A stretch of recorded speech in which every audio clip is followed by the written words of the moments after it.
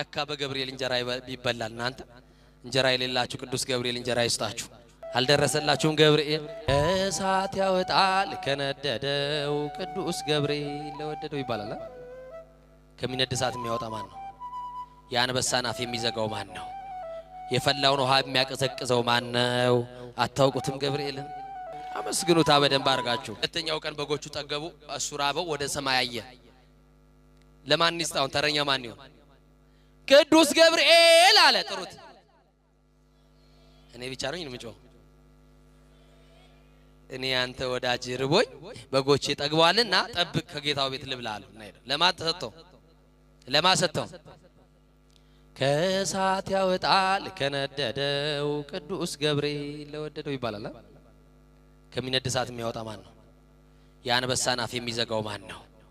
የፈላውን ውሃ የሚያቀዘቅዘው ማን ነው አታውቁትም ገብርኤልን